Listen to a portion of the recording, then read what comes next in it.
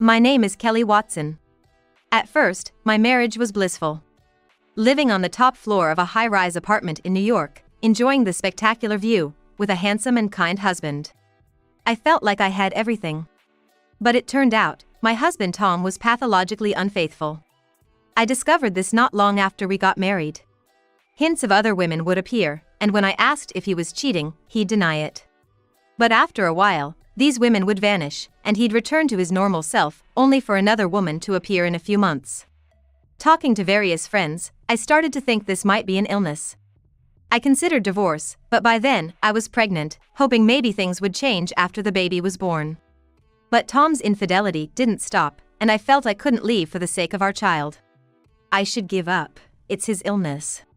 I would tell myself, forcing myself to accept it every day. Then one day, 7 years later, Tom brought a woman home, unabashedly introducing her as his lover. My lover. My husband said this unabashedly. Cheating, right? I wasn't as shocked as I might have been. I had convinced myself that his affairs were just flings. Nope, she's my lover. So, it's serious, not just cheating? Yep, serious. That's why we're getting a divorce. What about our child? We have a child. He's yours. He doesn't even like me. You don't care about me anyway, right? How can you say that? If you don't care about my affairs, you don't love me. I don't love you, so we should split. Why? I've endured all this. Even knowing about your affairs, I thought they were just flings because you were ill. So? That's your assumption. I'm not sick, women just can't leave me alone. You neglect me, so this isn't love. I can't stand that, so admit to the divorce. But, our child. I said he's yours. Stop nagging about the child. Look, having a child is easy. I don't need you. Divorce, please? We're getting married once it's done. Fine. Unable to endure any more, I received the divorce papers. Is this really the end? How simple. I thought, looking at the faded view. I continued to live in the high-rise with my child, but then I received a message from Tom's lover, Mirabelle. Get out of his high-rise apartment. I was at a loss for words when Mirabelle said this out of the blue. As I stayed silent, she continued her tirade. That apartment is for Tom and me to live in. So get out quick. A single mother like you doesn't need it. But being told to leave. You're a broke family anyway, you should just find some shabby place to live. That suits you better. Got it? I'll give you a month, then get out. And then she hung up. I wondered if Tom knew about this. We hadn't even settled the alimony or child support, and yet she had the nerve to tell me to leave. She wasn't considering our child at all. Feeling utterly helpless, I stood in my house, barely managing to reassure my anxious child that everything was okay. Maybe I should start packing. I went to the bedroom to start packing, remembering Tom's kind face from the early days of our marriage. I thought our life in the New York high-rise was like a dream, thanks to his kindness. But at some point, his attitude began to change. I had dreamed of family trips and drives on weekends after our child was born. But I couldn't even remember what we had actually done together. Instead, all I could think of was the pain. When I first found out about Tom's cheating, I tore up all his clothes. But that changed nothing.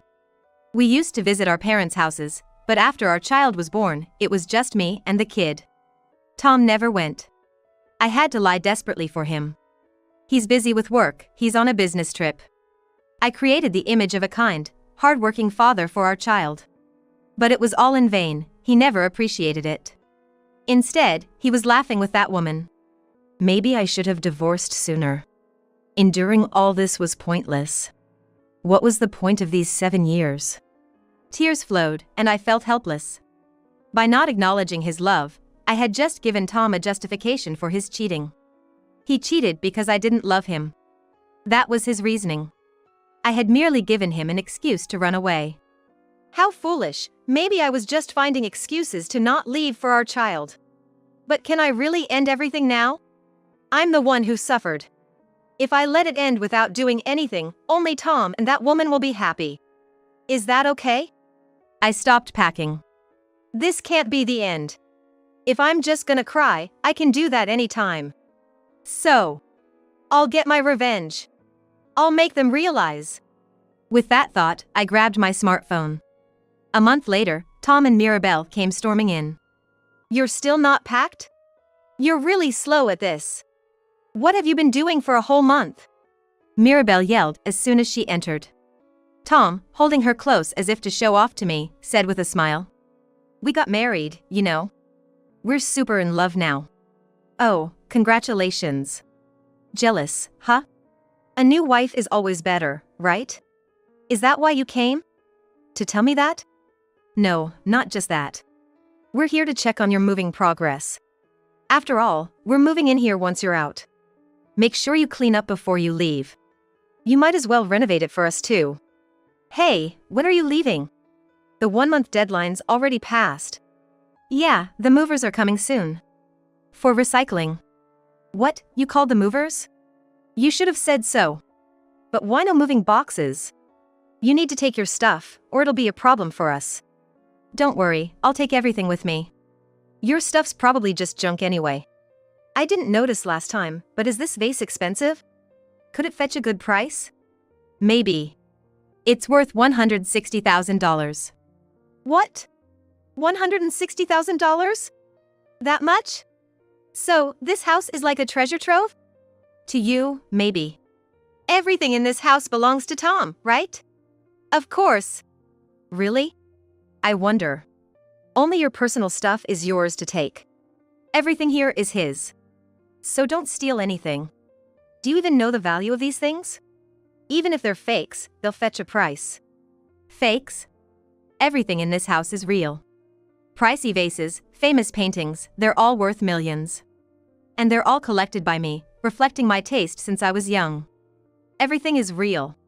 There are no fakes in this house. All real, huh? That's even better. I'll just sell all this stuff. I don't think you can do that.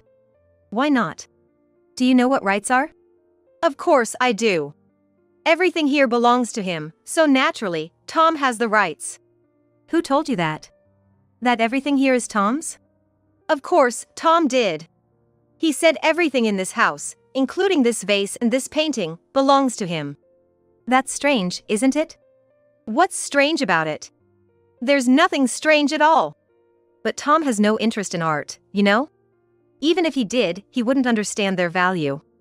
How do you think a person like that would have collected all these? You're being fooled. I'm not being fooled. He's a wealthy man, he could collect these even without understanding their value. They might appreciate in the future. Right, Tom?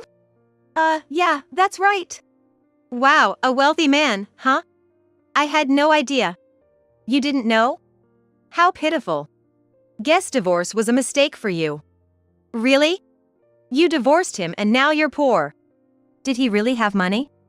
Of course. That's why we could live in this high rise. I'm married to a wealthy man now. So, for this past month, he's been letting you live in luxury? Well, we just divorced, so there's no money yet.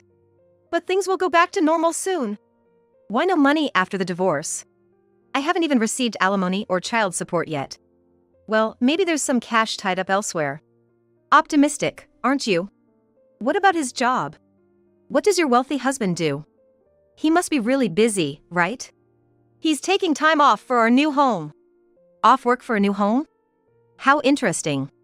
What? He's kind because he wouldn't let me move alone, so he took time off. Moving could be done by professionals, but you choose to do it yourselves. Tough, isn't it? That's... No, Mirabelle. It's important to handle important things ourselves. Whether small or big, we believe in doing it ourselves. Yet when it was my turn, everything was left to professionals. And moving doesn't take a month, why not just work? You don't need to worry about us.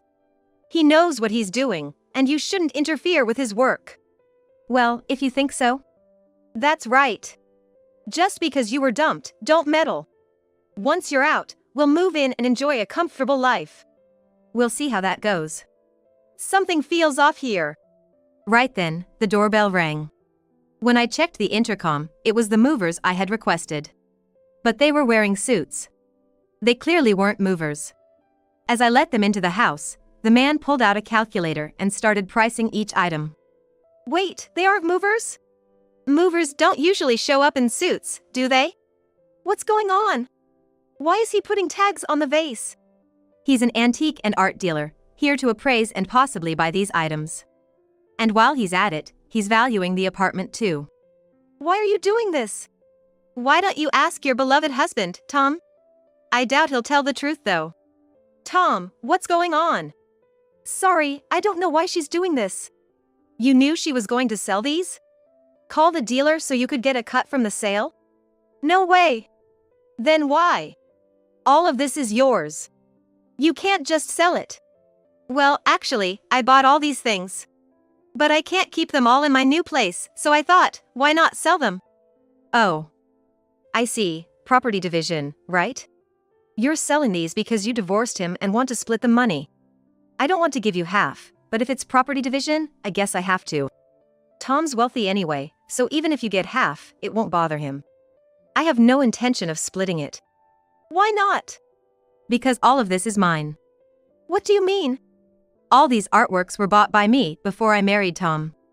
So there's no need for property division. No way. Then leave them. This apartment is his, you should leave them here. That makes no sense. Mirabelle nervously watched as more tags were placed. I couldn't help but find it amusing. What was Tom thinking, saying nothing? There'll be nothing left in the house. Well, they're all mine, so that's how it goes. Mirabelle, we're not losing the high-rise. No need to panic. But... Don't worry, I'll buy you whatever you want. Ha! If you can afford it, why not? Once the appraiser finished, he announced it to me. The total value was over $1 million, as I expected. Thank you for your hard work. When will you be able to collect everything? He replied that it would be in a day or two and left. In a day or two, these artworks will be gone, and then I'll have to leave this apartment too. A day or two means tomorrow or the day after. So, we can move by then? Yes, that's the plan. It'll feel empty without everything, but it means we can decorate with things we like. Well, I guess that's okay. You seem to be misunderstanding something. If you don't leave soon, you'll be forced out. What do you mean? I just sold this high-rise. What? Why? Isn't this apartment Tom's? Why would you sell it? Tom, why did you sell it? This apartment is ours. You're both mistaken. Do you know when we started living here? Right after we got married, right? The question is, when was it purchased? Right after we got married. Do you remember buying it? No, I think it was already there when we got married. Exactly. I bought this apartment with my money before we got married. What do you mean? So, when he said he wanted to live in a high-rise, I bought it. Now that we're divorced, it's up to me whether I keep living here or sell it. So you sold it? Yes, you told me to leave, and I don't want to stay in a place I lived with him. It's the perfect timing. I'm planning to move to a house. I just signed for a new house and have already moved my things in. You bought a house? Yes, it was cheap, only about $1.6 million. $1.6 million? So, Tom's stuff is just the junk in the next room. Take it with you. It's a hassle to dispose of junk. Mirabelle rushed into the next room, finding several cardboard boxes. She hurriedly opened them, only to find actual junk. The clothes were mostly worn out. What is this? Tom's clothes. Why are they like this?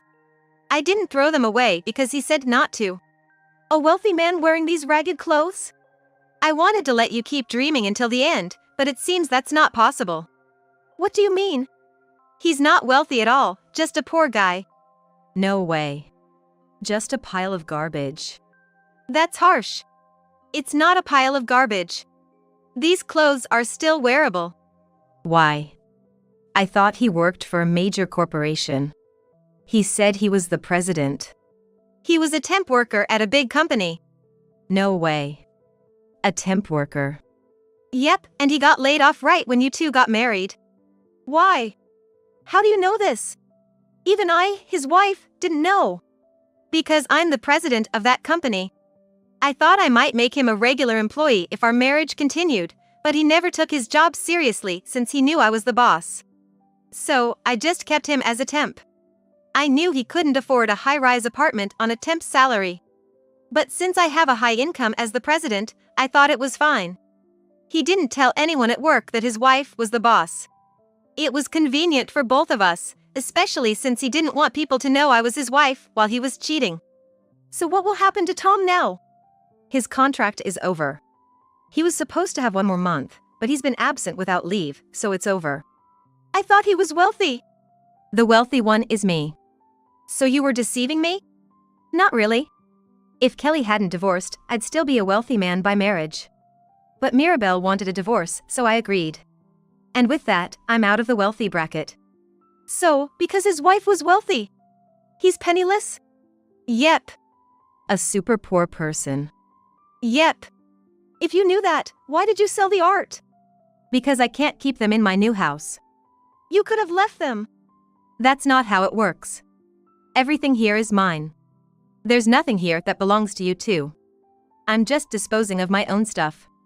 Tom, do something. Well, that's how it is. Nothing we can do.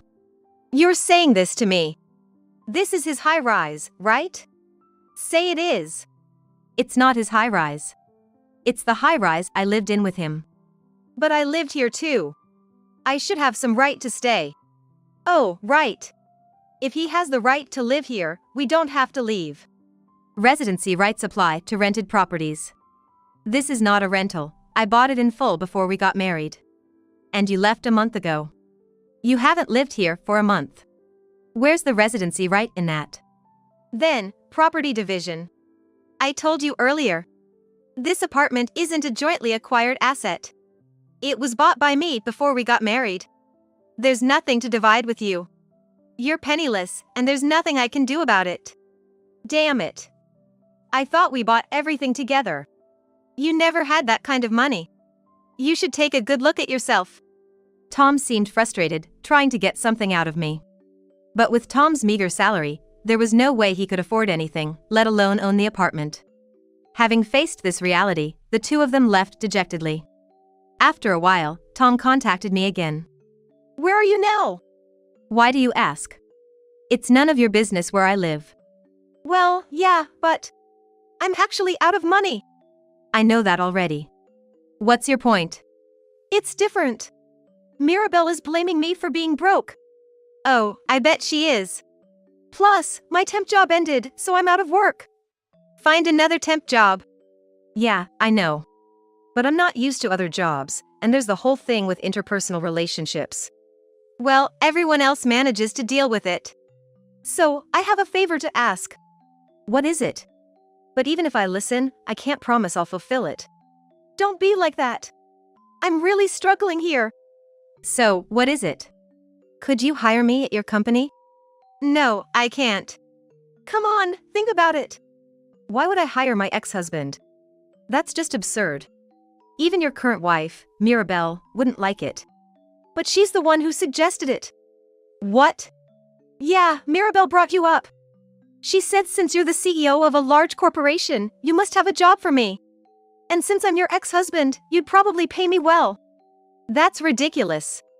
Both you and Mirabelle are out of your minds. So please, help me out. Marrying Mirabelle was a mistake, I realize that now. You're jumping from job talk to marriage regrets. Are you okay? No, seriously, it was a mistake. She complains about me not having money, and I don't get any allowance. Well, you don't work, so you wouldn't get an allowance. You gave me money even when I didn't work. That was because I had an income. Now I can't even cheat. You shouldn't be cheating in the first place. It's my only joy. That's not my problem. So, hire me, please. Why would I hire someone like you who doesn't work? That's just not happening. If I'm going to hire someone, it'll be someone who actually works. I'll work hard this time. Do you really think I can believe you now? A man full of lies is not trustworthy. Then I'll write a pledge. Even if you wrote that, it wouldn't mean anything coming from you. Don't say that. Come on, help me out. If I don't get a job, Mirabelle will be mad at me. That's not my problem. You chose this path. And things are only going to get worse from here. Worse? What do you mean? Mirabelle has a lot of debt. What? Really? Yes, really. How do you know that? Who do you think I am? I'm a CEO. It's easy for me to find these things out. You looked into it. Exactly. And she's borrowed from some not so nice places. No way. Why would she borrow from places like that? She's on the blacklist. She can't borrow from reputable sources because she never pays back. She's pretty well known among payday lenders. Is that so? Why does she need so much money? I don't know why she needs it, but now that I think about it, she was always obsessing over money. She wanted to keep the vases and paintings. Yeah, her obsession with money is intense. So, the amount she's borrowed, even from just the reputable lenders, is huge. The interest is piling up. She borrows from one place to pay another, creating a snowball effect. It's quite impressive, making snowballs without any snow. This is the worst. What should I do? Well, since she borrowed it, it's not my problem. The responsibility to pay it back is hers. So, if I divorce her, I won't be affected. That's unlikely. Why? Why do you think she married you? Because I'm handsome. There are other handsome men out there. She thought you were wealthy. She thought marrying a wealthy man would erase her debts. Turns out you're broke. If she lets you go now, she'll have to pay back everything herself. She won't let you go.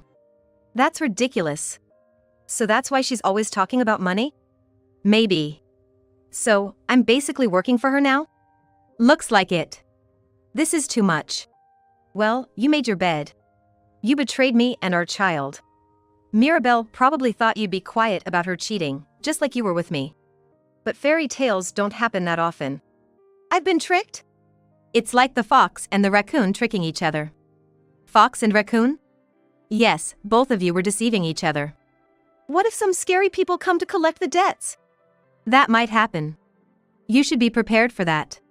No way. Kelly, please help me. Hire me with a high salary. No way.